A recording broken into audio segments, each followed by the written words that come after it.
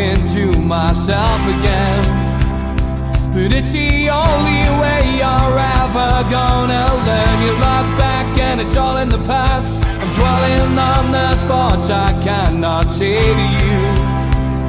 If I don't say the words, then maybe it's not true. And it feels alright when they come and say. Good evening, welcome to NUFC Matters, the fans forum, as Brighton go 2-0 down at home to Everton. Another great goal by Everton, and it's 30 minutes gone. They scored after 34 seconds, Everton. Everton have got the bit between their teeth with Leicester getting beat today. Doing us a favour, it has to be said. Brighton have been on our tails. And Manchester United tails, and after the weekend we've had, we could do with a few favours as well. Maybe Liverpool could get beat next, please. But Kev, we'll come to you first, mate. I summed it up yesterday on Twitter. That was a good game yesterday. Newcastle United played well. The stats tell you the same. It was just one of those days. And when Murphy hit the post, I turned to my dad in the stand, and I said, it's going to be one of them days. And I was right. And we huffed and we puffed, but we just couldn't blow the house down. And Arsenal took their chances. And if you don't take your chances at this level, you get punished. But for me, it was an outstanding game. And again, it reminded me of that game where we played Chelsea away last season. We conceded a late goal. We matched Chelsea all the way through the game. We didn't take our chances, and Chelsea went up the other end and scored. It was obviously not in the same kind of way, but how did you see the game? Am I wrong? No, I think you're right. It was a very enjoyable game. To be honest, it was just one of those two sucker punches that really hurt at the end of the day. And I thought Arsenal played well. I thought we played well. A little disappointed at their first goal of how we conceded it. I thought the pressure was a little bit soft and light, and didn't expect Odegaard to hit it from whatever it was, 30-odd yards. And you expect Pope to get there, but I didn't think even Nick Pope expected that. But, again, it was a very good game of football. It was a tactical battle, if you will, and they just took their opportunities. There was a bit of the old shithousery, dark arts, whatever you want to call it, from both sides, because I think there's a bit of a... what's the word I'm looking for? A bit of, not a rivalry, but there's something's going on between both sets of players that they pretty much don't like each other, which is fair enough, and it was competitive, which you want to see from both sides. But yeah, so I enjoyed it. It was just frustrating at the end of the day, when we hit the post twice. Again, like you said, it's just one of those days at the office. I didn't think we played bad at all. It was just frustrating, and I thought his inclusion of Murphy was a bit interesting. I thought he would have went with Miggy, to be perfectly honest, but you can understand why. But that's just my little gripe I would have had, because I think their left back, Zinchenko, when he tucks inside to be a 6, there's a lot of space. And yes, Murphy's got pace, but I think Miggy would have done a lot more to counteract that in terms of his involvement going forward. So yeah, it is what it is. We'll just move on. We'll move on to whoever got next. Can't remember, but we'll see how it goes. And I think, yeah, it's one of those games, to be honest. Yeah, Leeds, yeah. So that's going to be another interesting one with Fat Sam there, and best coach in the world, apparently. So, we'll move on to Leeds and turn it around. Yeah, I listen, I'm just not down. I left the ground. Obviously, I don't like losing any game, but I didn't leave the ground miserable. I just genuinely felt, we just didn't take our chances. We missed Longstaff, huge gap in the midfield again, where Longstaff and the news, which we said last week, we thought that there was a problem with his foot. It doesn't look like it's got any better. And the news today from Lee Ryder in the Chronicle is that he's still, still needs to see a specialist. That doesn't sound good at all. Ian, your views on the game yesterday? The word frustrating is probably the best word to describe it. I thought we played well. I thought we matched them. I thought a draw would have been a fair result, but like you say, we didn't put our chances away. We had some gilt-edged chances, like that we should have scored. The header that came off the bar, was it Cher? I can't remember. I've not watched the game. Isaac hit the post. Murphy hit the post. Fabian Shaw hit the bar. Yeah. Yeah, it was shares at the Gallagher. That he had so much space. He should have scored that. Obviously Murphy hitting the post sort of set us back. Not getting the penalty, I think, was the big change. I think the lads struggled after that a little bit, and obviously Arsenal went up the other end and scored. And I felt like the Reds went down just not massively, just a little bit, and it just knocked them for 5-10 minutes. But they're a good team, We've got to take it on the chin that I think, anyway, my opinion is we matched them. They put one goal away and the own goal, and to be fair to them, they had more chances, but we had chances. I think it was even, give or take, on shots on target and shots throughout the match. Fairly even on possession to the eye. I've not looked at the stats, but it looked 3-0 to Everton. Wow. McNeil, another good goal. 3-0 Everton, 34 minutes played. Sorry, Ian. Knocked you all off. right, mate, no problem. But yeah, I'm pretty much in agreement with what you said. When I came out, I was a bit peed off, I'll be honest, but not through our performance or the lads. I think you just get into this mindset where we are playing well, and even when we don't play well, we still win. And it might be a little bit of taking things for granted and a bit of a reality check that although we are a great team, I think that we do sort of lack in areas, and that'll be sorted out this coming summer, I think. So, yeah, I seen Darren after the game anyway, and yeah, it was good to see you, mate. We'll not talk about that one, Darren? People was doing good, weren't they? There's like, I know. Some of the reactions are like, how lads, we've got the end of the world.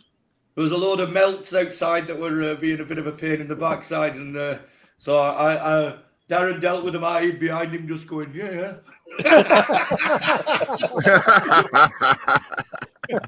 That's quite fun. Bruno seemed to be out of sorts, and I'm just reading Tell's comment there earlier on where he said there's some unbelievable media comments saying Bruno's garbage. People need to wobble their heads. On another day, we'll look yesterday. It could have been a win. It's still in our hands. Bruno is injured, and I've got no doubt about that. Bruno needs an operation, and they are trying to get Bruno through the end of the season, and he is not doing himself any favours. He was not a full pace. You could see him at times protecting it. He wasn't limping, but me personally, I don't think Bruno was 100% yesterday. Ian. Yeah, he shot the shot that was by Bruno's standards, it was feeble, and just the whole game he looked slightly off pace. Everton really did play him well in the midfield, and he misses. It's plain to see that he misses Longy, That extra guy to put his foot in. I thought Willock was pretty poor in the game for me. He didn't have his best game. So Bruno is, without a doubt, he's injured. He's a class player. We all know his quality. We know what he can do. But against the better teams, it's going to show more. They did do a number on him a little bit yesterday for me, and unfortunately, like you say, with him being off the pace, he's not as quick. I don't think he's confident even when he's sort of passing the ball, which is not Bruno, So he had an off day, and I think in the summer they'll get whatever's up with him, his ankle or whatever, they'll get it sorted, and he'll be back to his brilliant self next season. I'm telling you. Yeah, he definitely will be. George, give us your take on the game, mate. Well, like everybody else, disappointing in one way, but in a football sense, if you're a football purist, it was a good game. Both sides played superb stuff. For me, the best man on the pitch scored the winning goal. In the second goal, well, I have to say, in my own little mind, as I seen what I could with me crooked eyes, their second goal, I could hear my old coach from Newcastle, Benny Craig, old Newcastle fullback, shouting when the lad got to the byline, hit it. Because Benny Craig always used to say, if you cannot see anybody in the box belonging to you to pass it to, hit it as hard as you can, and it'll hit a defender and go in. And that's exactly what happened to poor Shaw. It just hit him, and he couldn't control that. It was going so hard. So, I'd have a smile at that, but apart from that, they did a good job on Bruno. Yes, he's not fit. If you listen to Neil on me goes, he knows all about these soft tissue injuries and spoken about it a while. But for me, Longstaff is always a miss. I do think he doesn't get the credit for what he does, in my opinion. All the running he does, the long runs, and the other thing, as I've said before, is that Longstaff is a midfielder I like because his immediate thought is going forward. He wants to go forward, and that's important to me. Okay, we lost you a little bit there, George, but you're back now, so don't worry about it. Alan, give us your views on the game. Well, I'm not too disappointed, lads. Like I said last week, George was very confident. It's a flip of a coin, games like this, and the turn on decisions, hitting the post in the first minute, and then the penalty decision getting overruled. It just led you to believe it's not going to be our day. Shaw's absolute sit in the second half, where any side of the goalkeeper would have been a goal. Ones each, game on. You don't know what would have happened after that. Fine margins, two great teams slugging it out, and unfortunately we came at the wrong side. There's one thing that I would say about the dark arts. I mean, you had Arsenal fans laughing at us because we did it to them, and they got a draw, and they were moaning the bollocks off last game about us doing that, and then they did the same to us. So I've got no complaints, lads. Really haven't. Great game, two great teams fighting it out, and we came on the wrong side of it. Disappointed, gutted, yes. We've got 4 cup finals now to go. 2 wins, and like you've touched on with Bruno, Stephen, I mentioned it a couple of weeks ago to the lads, drop Bruno and get him sorted out. As soon as we get top 4 qualification, get him out the team and get him sorted, because we've known for weeks he's been injured. But overall, very good, but disappointed with the result, lads. And you've got to remember, Arsenal are a very, very top team. So no disgrace in that. Not much of it. They took their chances and we didn't. End of. Donald, your views? Yeah, it was a top of the table clash, and games like that are decided on fine margins. I mean, the Odegaard goal, Odegaard could have done Swan Lake in the amount of space he had in front of goal. It was a case of basics, not getting to him quick enough to shut that shot down. Fair enough. Goal done. But Arsenal also had other chances, but thanks to our keeper, who was obviously man of the match, he kept us in it with his stops. And if he hadn't been on his game, it could have been a massacre, really, if Arsenal had taken those other few chances they had before half time. After half time, again, lucky, it was basically when we hit the post in the second half, I think we all knew it's not our day today. When it's not your day, nothing goes for you. So, we deal with it, we move on. Leeds is a big game on Saturday. So, let's motor on there and get something. And Darren, your views? Same to lad. I say, we got beat, but it's not the end of it. I was disappointed in the result, and not like more disappointed in the performance, but you can tell Bruno's injured, because unfortunately I think he was the worst player on the pitch yesterday. I think he's injured. You're watching the match, you can see it, but it's just like when you come out, like the lad said, people were doing a glow. I thought I could have hung themselves. Some of them would say, wasn't it? Some reactions of are just mental. Just get over it. We got beat at the end of the world. Got 4 cup finals. We've got 4 cup finals. Yeah, and it's like to be where we are in the league, the cup finals. Bloody hell! You told me to start the season, I'll snap your hands off it. So wherever we finish now, even if we don't finish in the Champions League, I'm not too bothered. The UEFA Cup football, we've got some sort of UEFA Cup football. So I don't think Leeds will be a hard game on Saturday. All right, that's a hard game. I've got a bad feeling for Leeds. But just crack on. Newcastle just it's bad day of us. Shake ourselves down. Get back to graft tomorrow. work on tactics for Sunday. Yeah, exactly. Yeah, simple as that, really. I do think it's overreaction is part and parcel of being a Newcastle fan. I think you see it on social media, and you see it on other forms of social media. So yeah, just Tell you what, though, Steve, when you see kids coming out and they're trying to cause trouble with their own fans, it's embarrassing, actually. Yeah. Like, you know, and they, like after the game, I'm not going into what happened. It was something nothing. There was nothing major or anything, but just people coming out pissed up, working the ticket, and I thought, we that's not our club. You know what I mean? That's not what we do. You know, so it was a bit disappointing to see people being dickheads like that. You know, but it happens. It happens. It happens, mate. It happens. Yeah, they were just idiots. What they were drunk mortal, and they were just one of them wanted to, like, you can tell you wanted to fight, and I went, get away, get your friends, get lost, just leave people alone, and you just try to show off.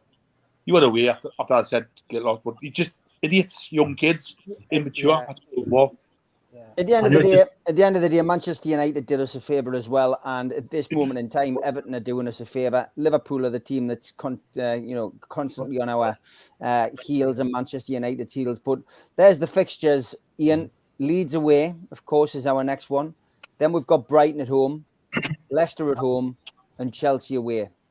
2 wins in there, Leeds and Leicester. Honestly, I think we win all 4. I know I'm being deluded. I really do. I looked at it and I thought Brighton are a good team and Brighton are hard to play, but I think, my opinion, looking at it without sort of black and white goggles on, I think we're a better team than them. I think we're a better team at home, and we don't generally have 2 games where we're that unlucky in a row. And I think yesterday did boil down to we weren't that bad. All right, Bruno wasn't at his best. The only thing, Brighton's the only one that I think could be a slight issue, but I do think we win it. Leeds, I think they're going to play right into our hand with the way that Sam Allardyce has set them up anyway. They're just going to be kicking the ball back to us, you know. And as long as we concentrate, our defenders are more than capable of dealing with them. And Chelsea are completely shot. I don't know what, you know, like even when they've had a few one all right result, you know, they've looked way off where they should be with the players they've got. So, yeah, I think we'll be comfortable before the Chelsea game, definitely done and dusted, and then rest Bruno once we are. I wouldn't rest him before, obviously, but once we sound, then, you know, give Bruno a break. Doesn't sound like long he's going to be back before the end of the season to me, though. No, definitely doesn't. I mean, don't forget as well, Brighton play Arsenal next. So if they are going to go on to lose this game, I mean, the way the Premier League goes, Brighton could end up winning this 4-3, of course, the way Everton are. But at the moment, it looks very likely that Everton are going to win this game. For me, Brighton then have that tough game at the weekend. Arsenal are going to be wanting to roll over. And that really, I think Newcastle win at Leeds. It's all over bar the shouting. I think it's between Liverpool and Manchester United then for 4th place. But I think something to another thing I think as well is with regards to Liverpool, they've got a loss coming because they have been so flipping lucky. Like they have. They're the shadow of the team that they were in previous seasons. And I can't see them being this lucky going forward, So big rebuild job there. George, just looking at the remaining fixtures. I mean, are you as confident? I've got to be honest. I don't think we're going to win all 4. I think we can beat Leeds. I think Brighton's the toughest game. I think Leicester. I think Leicester's a home banker. I think 7 points out of those 3. Chelsea's a flip of the coin. I mean, I'm not 100% sure which Chelsea will turn up. What about you? That's right. Well, I'm confident to think that we could win all 4. If we've got our game head on, I think we could still win all 4 of those without any doubt, and that's how I was hoping it would happen. The other thing about Liverpool, in my opinion, and I hate to talk about conspiracies, but at the moment, for me, Liverpool and Manchester United are being carried by VAR. I agree. Yeah. Three penalty the other Hold night. on, George. Three Hold penalty on. shouts that went for them and shouldn't have done. Two boots and faces, which in any other game would see somebody get a red card. And they're grumbling because they got yellow cards.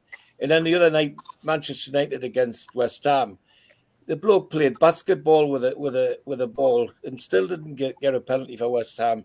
I mean, this notion that there's a conspiracy doesn't usually wash with me, but I'm beginning to think it's time Stockley Park had a stick of dynamite underneath it because it really looks bad from anybody that's watches football at all. It has a nasty smell about it, is all I'd say. We got it right yesterday, though, in our game, George. I agree. Yes, I wasn't a penalty. I agreed with that. I agreed with what Alan Shearer said about that. But the one thing they won't do, which puzzles me, to help to put it right, is to do what all the other games have done: cricket, basketball, rugby league, rugby union. You hear what the referee's saying to the people in the TV room. I want to look at this. I want to look at that. And you hear what the bloke in the TV room says. Well, this is the best one. That's the best one. We'll give you this one. And so that the fans are up to speed with it all the time. Where at Stockley Park, it's all done in silence. You don't really know what's being said, what they're doing.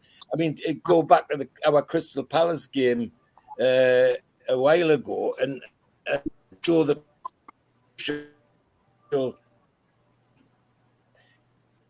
Oh, we've lost you again, George. We've lost you, George. We've lost you, Barry. We were talking there about obviously the VAR situation. I mean, I thought they got that right. I think the decision was right. I found the funniest thing in the game yesterday was watching the interaction between Alan Shearer and Ian Wright. They did the behind the scenes when they're actually watching the match when they weren't live on air. And they were just having pops at each other right, left and centre. And I think Shearer there said that the decision was right, but it shouldn't have took the referee 6 or 7 times looking at it on VAR to make a decision, to overturn his initial decision. That was the thing. I mean, yeah, he said you couldn't clearly tell whether it touched his leg first and then his hand. When you show the pictures back, you could see it knocked against his shorts and then on the hand. So, I mean, for me, the Arsenal game was always going to be a benchmark of where we were, Steve. You know, we've played the second top team in the country. We didn't embarrass ourselves. Yes, the luck didn't go for us. I felt sorry for Shaw. You could see by his face when he scored the own goal. He was just absolutely gutted.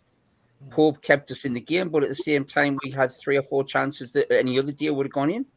You know, Isaac's been scoring those goals for fun, and it didn't work for him. We've had other chances. I do wonder whether having Wilson and Isaac, I know everybody seems to want them to start together. When we started bringing the subs on, it didn't seem to give us many options. We just seemed to be bringing on subs that were like for like. We weren't really changing it up. You know, in previous games, we've switched them around. We've used Isaac on the wing, well, with them both on for the start. I think they're, for me, one of the most effective players, either of them, that you can bring on because they have such an impact. I mean, I have to say, I thought Elliot Anderson was class when he came on again. I think he's got to be there or thereabouts to be getting. And I understand it's getting close to the end of the season, but Christ, how much has the kid got to do to actually get in the team? Yeah, I thought Murphy played really well. I thought he was a bit unfortunate. He did what he was expected to do. And it was like George said, it was a good game for the bystanders, for us sitting there biting your fingernails off, trying to watch them hopefully score a goal. Thinking, God, is Eddie Howe or one of the backroom staff going to get set off any minute because they're going to lamp the 4th official clean out on the side of the pitch? But it's one of those things. At Arsenal, they're a cracking side. And there, George said it, the best player on the field was their captain. Unbelievable goal. I think he would have outplayed Bruno, I think, on Bruno's greatest day. I think he's probably not far a level off from Bruno anyway. So, but like you guys say, I think there's 2 clear winnable games in the last 4. I think the 2 home games should be 6 points straight away. The Chelsea game, totally agree with you, Steve. It could go either way. Chelsea depends on what turns up. It's the last day of the season for them. God, 1 minute yesterday, it looked as though they were going into the relegation zone. And the Leeds game, who knows? Roll it on. I think For me, I look at it, this season's been unbelievable. Wherever we finish, if we don't make it into Champions League, yes, I'll be disappointed. But wherever we finish, we have been unbelievable. We are going onwards and upwards. We are only going to get better. Arsenal yesterday, it'll take a lot to improve their team. We won't. If we sign the right players in the summer, we will improve dramatically over the summer. So come on, lad. You know, wherever we finish, we're only going to be better next season. Yeah, Mick Millian, Kev makes a good point here. He says, I think Arsenal have taken the dark arts crown from us. The main difference is how the press report is. We were slated and then nothing said about them. I mean, I watched this yesterday. Fair play to Arteta. I mean, from taking his time with the substitutions, turning into them, giving them advice before they went on the pitch. The goalkeeper Ramsdale, the goalkeeper from Ramsdale was wasting time. They did what we did at their place, and they did it well. Absolutely, and look, that's playing the game of football. At the end of the day, I do that with my teams. When there's an injury or whatever, like you gather everybody around, you get your point across, you do your job. That's his job. And again, it's Eddie Howe would probably do the same thing. Essentially, you know, it's just playing the game. It's not bad, or it's not, bring the game into disrepute. It's just playing the game of football. That's what any manager would do in any given circumstance. However, I've got to gripe about the penalty. I disagree with George slightly, because if that hit touches thigh, then goes in arm, where's that ball going to go after the fact? There's a second phase of that, but that's by the by, and that's conjecture, and there's a big opinion about it. I think it could have been a penalty either way, but it wasn't. Just sorry, I had to get that out there. Sorry, George, I love you, but you know. It's all right. All opinions. That's why they call it the beautiful game, Kevin. Exactly. And again, it's if the shoe was on you, I mean, right from minute one when Ramsdale got that goal kick, he was taking his time. He was shifted across from other side to other side. And yes, the crowd got on his back, but if it was Nick Pope doing it, it'd be like, well done, and that's just part of it. Look, I've got mates as Arsenal fans and and all the rest of it. But look, they're a good side. And again, we didn't disgrace ourselves. We didn't get thumped. And so, I mean, over the next within the question there, within the next 4 games, I think we can go 3, maybe. Again, the Chelsea one's a bit of a toss of a coin. Depends on who turns up on the day. I think Brighton, obviously, now I'm not watching the game. I had it on, but obviously they're kind of falling apart a little bit and, feeling a little bit of pressure to get into the European spots, the pressure they have. Everton are fighting for their lives, and Leeds are fighting for their lives. But I think we can get 3 out of the 4. I'll be happy with that, and whatever points total we'll get at the end of the day. Alan, you were quite vociferous there about the whole time wasting thing. I don't think anybody disagrees. I mean, I didn't hear anybody moaning and groaning about it last night. At the end of the day, if it's good for the goose, it's good for the gander. If it just added to the frustration yesterday, because I think we all went up there expecting Newcastle to come away with something. Well, like I say, Steve, you know me, I've been on all the YouTuber channels, and also fans were saying, "Oh, how dare the Newcastle fans complain about us wasting time?" And we did it from the 8th minute, but we only did it from the 80th minute. I thought to myself, well, so we've got to wait till the 81st minute before we waste time next year, because we'll do the same again at the Emirates next year. So I've got no complaints whether you waste time in the 8th minute or the 81st. It's part and parcel of the game, lads. Now it's up. I think George mentioned it. A good point, or it has been mentioned. If time wasting is going to be allowed to continue like it has been, then it's up to the referees to stop it, lads. It's up to the referees to say nip it in the bud, yellow cards, whatever. That's the only way around it. Or add time on like the World Cup. It's simple. There's ways and means around it. But if you're all in the rules of the game, like we did it, Arsenal, and also did it us yesterday, then so be it. I've got no complaints whatsoever. Regarding the 4 fixtures, I think we can win the lot. I think Kevin's right. Probably we will slip up on one of them, and maybe it's a draw. But I think people don't, a lot of the soft hearts. This is squeaky bum time, lads, and I think we can do it. And it'll show our mettle. I definitely 2 wins straight away, and we're there, lads. Really, we're Brighton getting beat tonight. That's the maximum they can get at 70 points. Yeah. Liverpool, even if they win their 3 games, they're going to have to win their 3 games by huge amounts because of our goal difference. So 2 wins, lads, and we're there. And it'll be a tremendous season. Absolutely unbelievable. It's been a tremendous season anyway. Whatever happens, it's been tremendous. Yes, there'll be disappointment, as Barry said, I think it was, if we drop out the Champions League positions. That isn't going to happen, lads. That isn't going to happen. It's Newcastle aren't going to go on this sudden run where they lose the next 4 games. And not everybody behind us is going to win every game either. Football doesn't work like that, unfortunately. Jimmy, good evening, mate. Good to see you. Welcome back. Jimmy. Jimmy. Hey, you need more Atlanta people on this panel.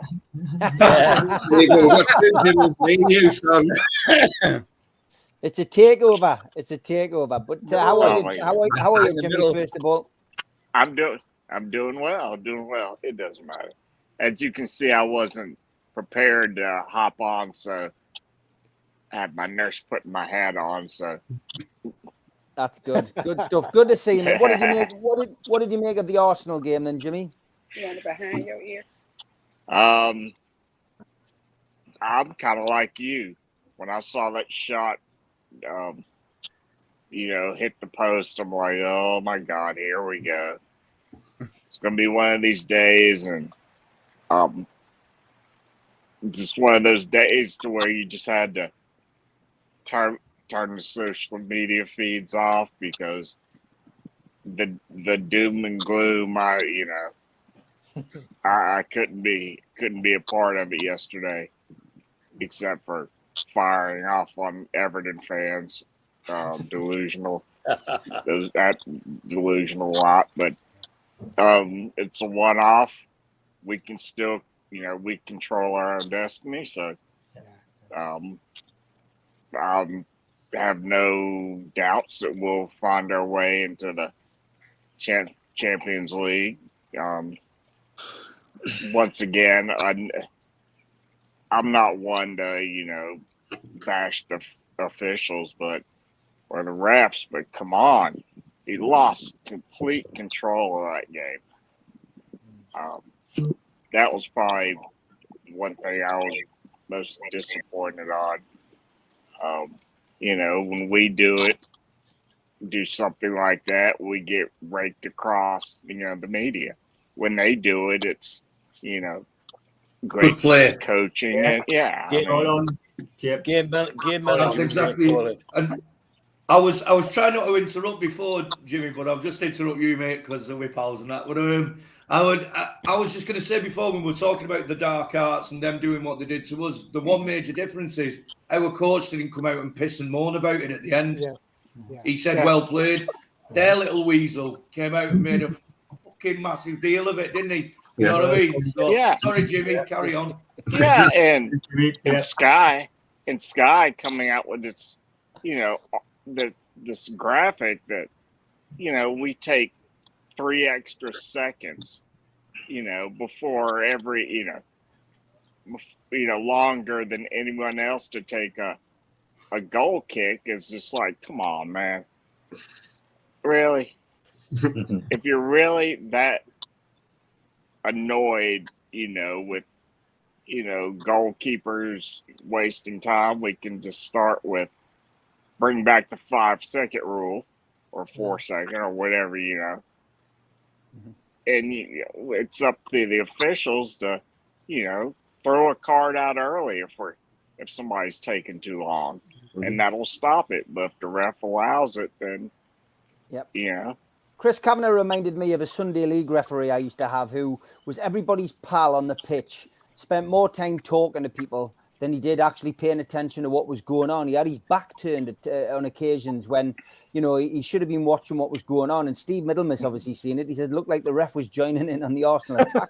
But the referee we had on a Sunday, he was your best pal, but he was your worst enemy because he would stand in the centre circle in his flip-flops and never get out the centre circle, and make decisions from there. He's holding court from the centre circle, and he used to drive me mad. That's what Chris Kavanagh reminded me of, a Sunday morning referee. He was absolutely awful. Dave says the refs are shocking.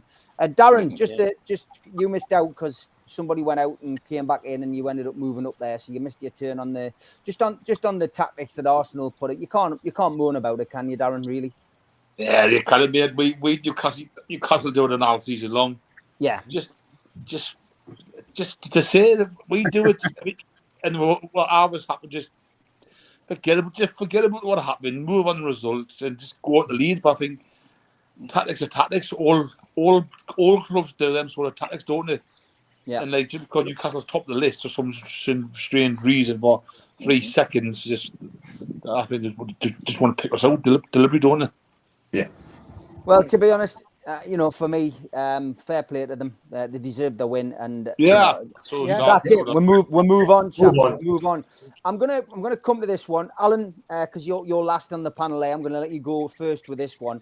Elliot Anderson, he got another little run out yesterday.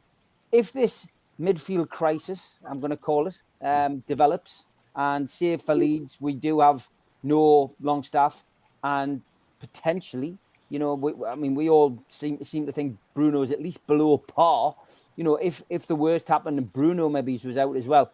I mean, is it time to give Elliot Anderson a go? I mean, Howe did trust him enough to play him in that Liverpool game from the start, and then Pope got sent off through no fault of his, and he was the man to go off. We've only seen fleeting glimpses of him in games since then. Is it time to give him a bit of a start, especially against Leeds? Simple answer is yes. Mm-hmm. How are you going to encourage young players from the academy to see a pathway through the future, Steve? It's all right looking forward to buying new players in, but youngsters have got to be given the light that some young lad, when he's worthy of his place, can get in the team. I say yes without a doubt. I've said it after the Nottingham Forest game. And that's why I was so sad that goal was cancelled. Because if he doesn't get his chance, lads, he might never get another chance to score a goal. And Newcastle United, it's the way things are going. I think without doubt, Steve, I've said it all along, the academy players like Elliot Anderson should be given a chance of running the team. And if he isn't good enough, you move him on. Simple as that. He hasn't been given a chance. He's only had cameo roles. And some people, he's not good enough. I don't think he's good enough. He played against Sheffield Wednesday. He didn't look. The lad's never been given a full chance. So, cut a long story short, Steve, I'll wrap it on for 10 minutes about this. Definitely yes, without a doubt. It wouldn't bother me in the slightest. I personally think Elliot Anderson deserves a chance. Kevin, I saw you nodding along as well. Would you give him a go at Leeds? Maybe not at Leeds, because I think that might be a different atmosphere. And I mean, he could, but I wouldn't. I would bring him in against the likes of the Brightons and the Leicester at home. I'll bring him in a home game. Yes, but I want him to play. He's a young product of the academy system, and that. Like, I totally agree with Alan. There's got to be pathways for young talent that we have. I know I've shared with the group and I'd kept it quiet for a while. I knew Lewis Miley was going to sign his first professional contract months ago. So again, there's another one that can, not this year, but into the future, where we have to integrate him into the team and integrate him into the squad. And again, the Geordie base, the local lads who need exposure within the first team. And yes, it could be cup competitions or whatever it is, but I would be hesitant against Leeds because I think they'll just be going kicking anything above grass at this point.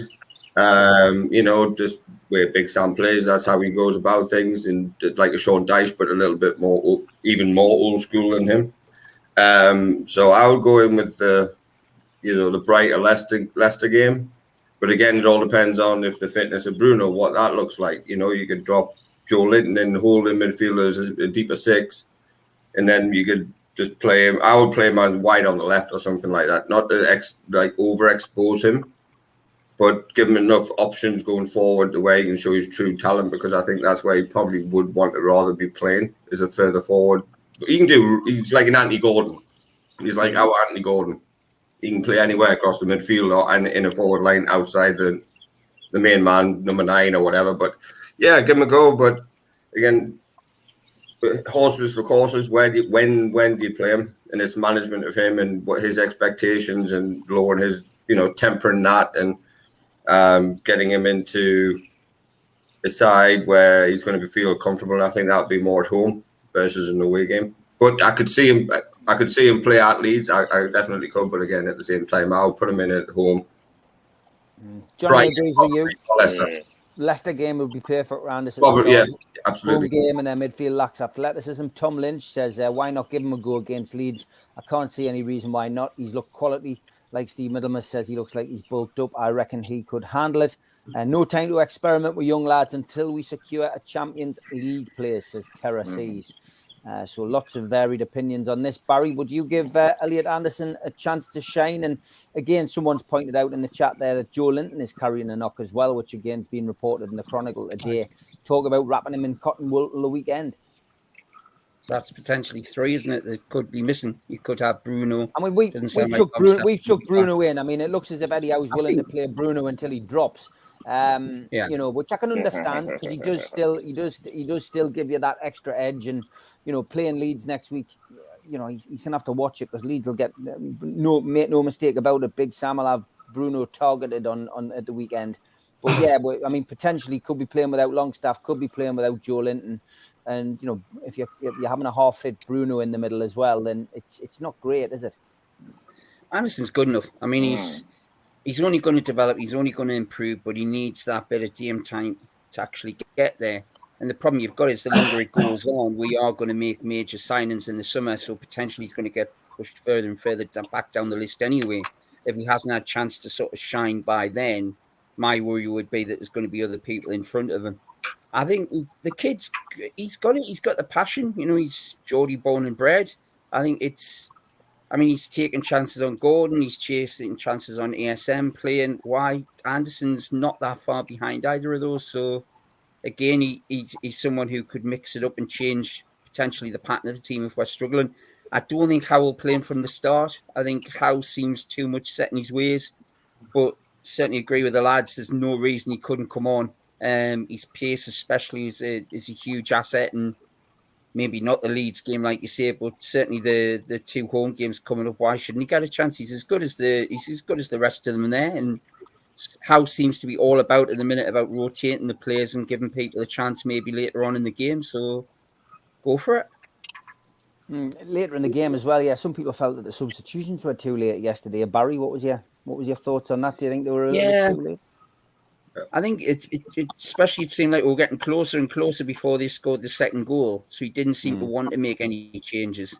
And like I say, for me, my only issue was the players he brought on were like for like with what was already there, Steve.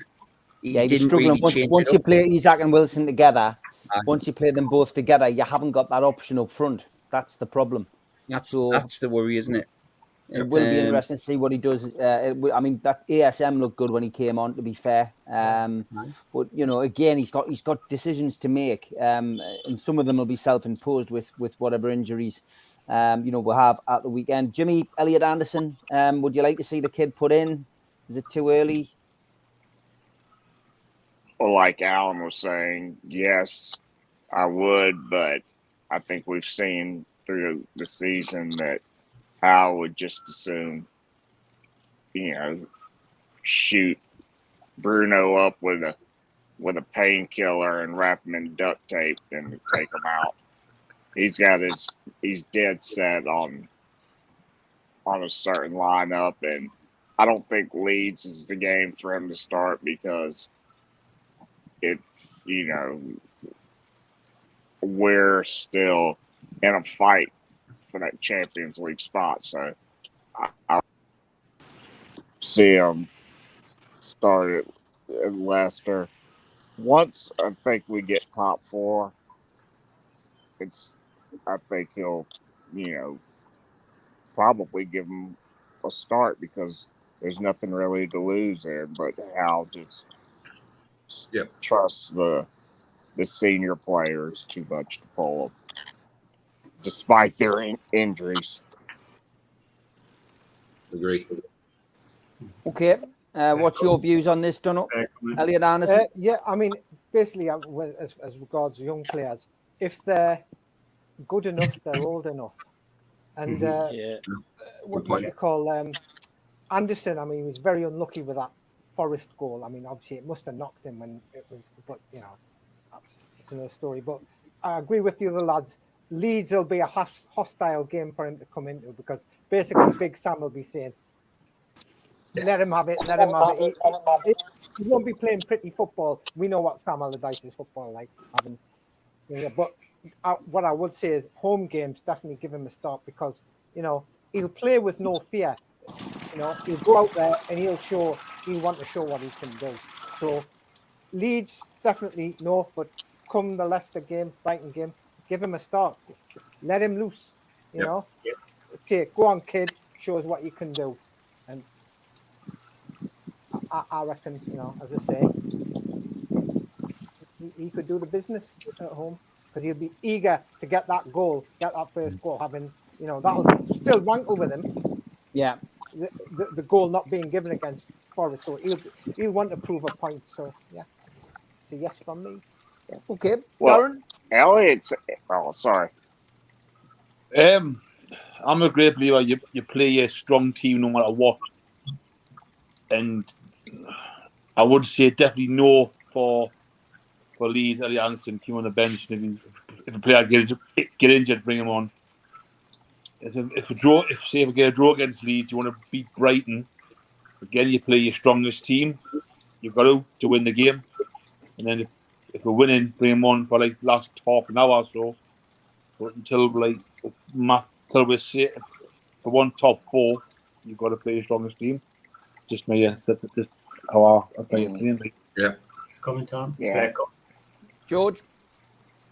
Well, on the playing side, if there's a disappointment for me this season, is the fact that Howe kept them rather than let them go out on loan and has used them very sparingly. I just find that quite surprising. There's no reason why he couldn't have had a full start by now. And contrary to what the lads are saying, and like Dunn, if they're good enough, they're old enough. And I would think if he's good enough, he's good enough for Leeds. So I wouldn't hesitate about playing him in that game just because of the atmosphere.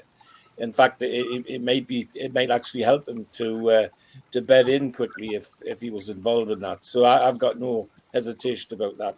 I mean, the lad's got fantastic feet. He's got the same sort of feet as his grandfather had, and he's as somebody said, he's bulked up. He's certainly a bigger athlete than he was when he started. No, I'd be inclined to give him a go and take it from there. Because as lads have said, we know what we're going to get from Big Sam. It's all going to be 100 miles an hour and up and under and kick anything that moves. And he's got, if he's going to be a Newcastle player, he's got to be up for that. Mm-hmm. Fair point. Yeah, good point. Good point. Ian? I hate going up to George. I've been going first all day. I had to give Alan I know, when you moved it around, I thought, shit. I don't want to disagree with George, but I'm going to just for this one. I do think he's good enough, and I do agree with you. If you're old enough, you're good enough sentiment. But I just think that game is not the right game. If you're going to give him a start, it should have been earlier in the season when there wasn't as much pressure on, and it definitely shouldn't be against a team led by Sam Allardyce who's going to be kicking you all over the pitch. I think it'd be good to not, for me anyway, to not start with him in that game. I hope Big Joe's available, and I think if everybody who we know is not injured is available, taking obviously Longy out of that now, that he should revert to type.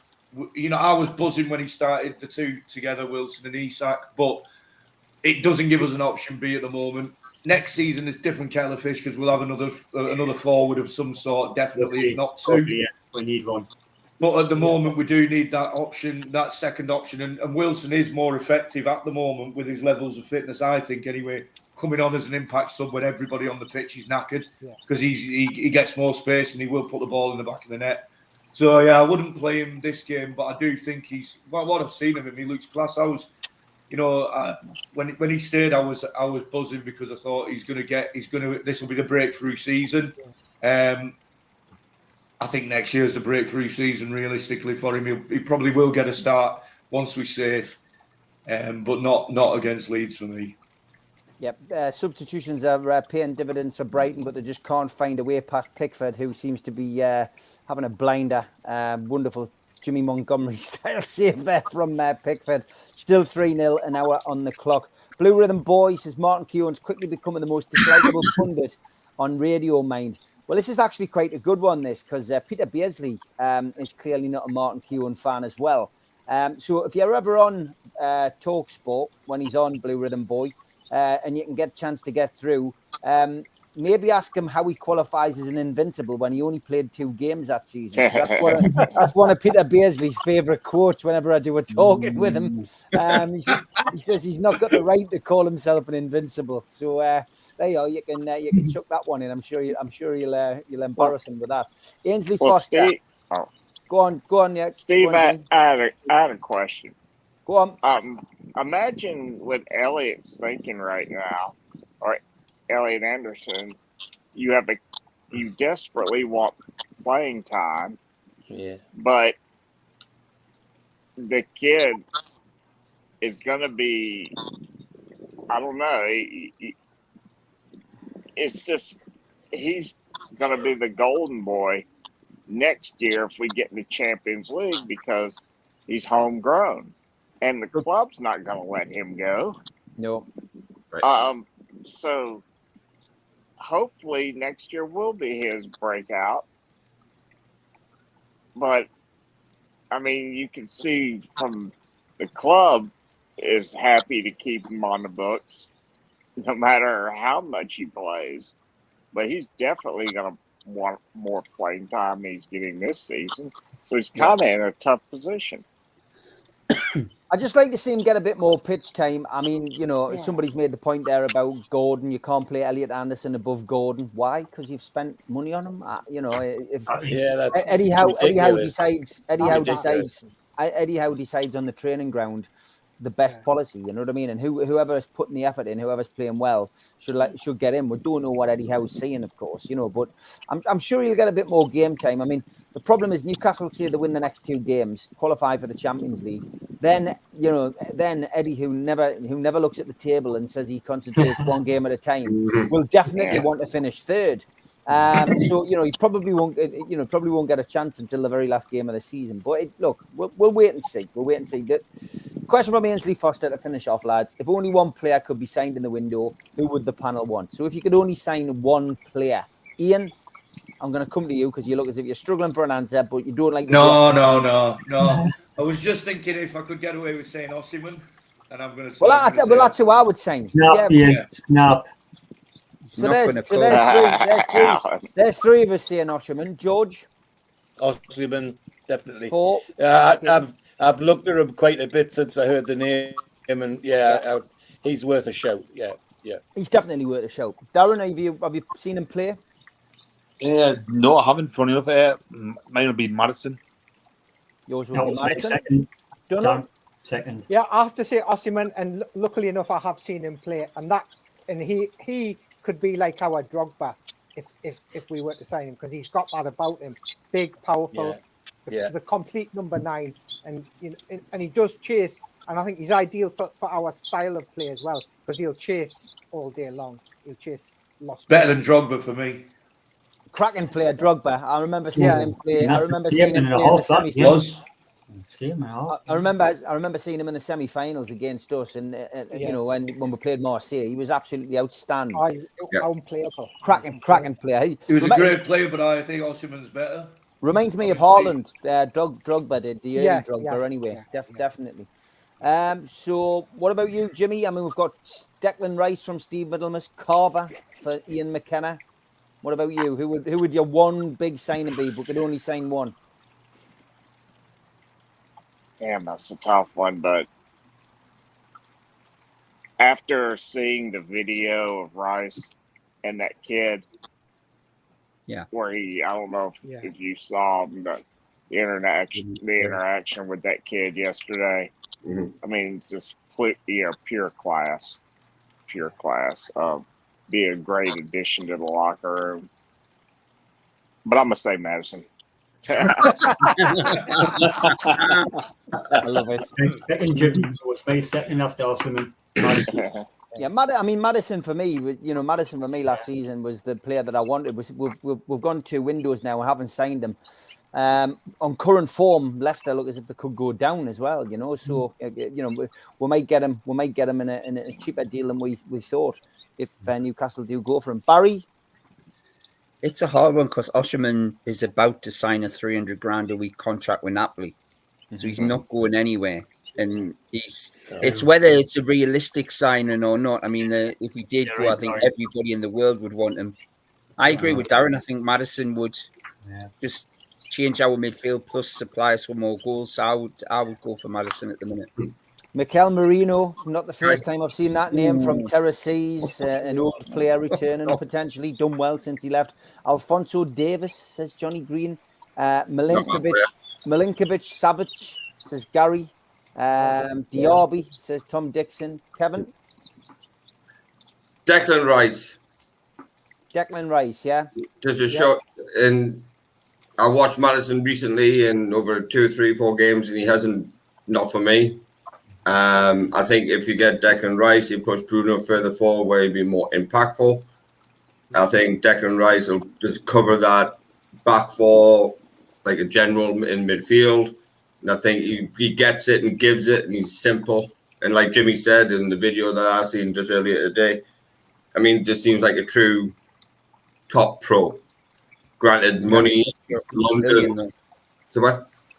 He's going to cost you 100 million. Close to it. Yeah. Okay. That's the only downside with Rice. I think not you personally, Kev. Don't worry. No, not. I mean, I'll speak to Jimmy and a few of the boys from here in Atlanta. We can chip in and we'll be all right. We'll figure it out. Just had to shell out on tickets for the match. That's bad enough. Hey, we got a nice young defender here in Atlanta. Got his caps for the U.S. team. Robinson. Well, Robinson and little sidekick that just made the U.S. men's team. Wiley. Yeah, Wiley. Yeah, he's a decent player, but I don't think it's the level what we're looking at, Jimmy. Unfortunately, good for the he is young. He's young, and he'd get a lot better coaching than the clowns that we got on the sideline in Atlanta. Yep. Sorry, we turned into an Atlanta United podcast. No, that's fine. Alan, only one United. Keith Graham says Harry Kane. Steve McGuinness says Rice is box to box, so he would be great. You're saying Rice would cost 100 million, but are proposing Osherman, says Derek. Alan. I'll throw another name out, lads, that probably be left to centre. Brendan Johnson, Nottingham Forest. The other names have all been Osherman and Madison. But if Forest get relegated, I think he's a young talent, Brendan Johnson. Yeah, it's another great shout. It's another great shout. I think Newcastle will be bringing in 1 or 2 surprises as well, and they'll certainly be shopping in the sensible market. And just got to bear that in mind. I think they won't go mad. They won't break their wage structure dramatically. They'll probably have to break it, but not to the extent of shelling out ridiculous wages that we see some of the clubs paying at the moment. We can't afford to do that. So it will be interesting. That hour has flown by. John Justice Allen has been sitting in the chat there. So a big shout out to him. As most of you know, we've been selling tickets for the Alan Shearer Ball. And John has managed to draw the winner from his sick bed. So the winner of the Alan Shearer Ball is R. Borough. Congratulations. I think it's Ray, if I remember rightly. If you can email John at nufcmatters.com and he will sort out the details. But well done, mate. You have won the ball. We will have another one up for grabs very, very soon. I'm back 2:45 tomorrow afternoon with Ross Gregory. Wednesday we'll hopefully see 2 shows. Geordie says Geordie's there is back. Time to be confirmed.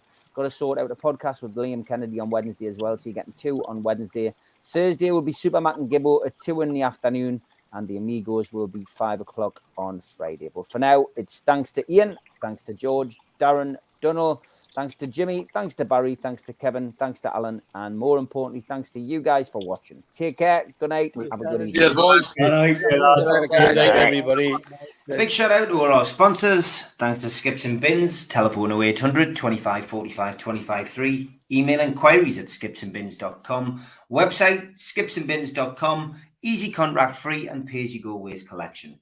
Thanks to Mr. Vicky's sauces, handmade in Cumbria. You can order them from their website, mrvickies.co.uk, or by calling 01768 210 102. Thanks to Media Arts for all the help with the video technology. Thanks to qtechshop.co.uk, the makers of pool tables and snooker tables in Wallsend, Newcastle. If you enjoy the show, please hit the little thumb under the video and like the video. Click share to share to your other social media, or subscribe. It's free and we do 7 shows a week. If you want to become a member, you can click join underneath this video. There are different packages to suit all different pockets. And if you want to become a cult member, then put your smartphone over the QR code. It'll take you straight there to the website, which is nufcmatters.com. If you go in via the website, just click membership pack. What do you get for your money? You get a pen, you get a cup, get a membership card and a scarf, and entry into the monthly draw.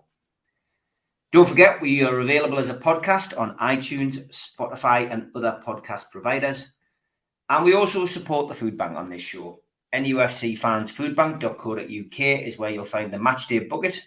You can make a virtual donation today. We've also got some events coming up over the next couple of months. An evening with Peter Beardsley at the Tyneside Irish Centre.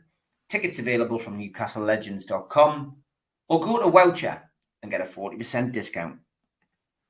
Our end of season do is the 27th of May at the Tyneside Irish Centre. Tickets are a tenner from nufcmatters.com. An evening with Gavin Peacock takes place on July the 10th at the Tyneside Irish Centre. Tickets from nufcmatters.com for that event. And the following night, Gavin will be at the Tynemouth Surf Cafe. Go to their website for ticket information. We've got a vast range of t-shirts, merchandise and memorabilia available at our website. The Isaac t-shirt is doing well. Go to nufcmatters.com to buy one today.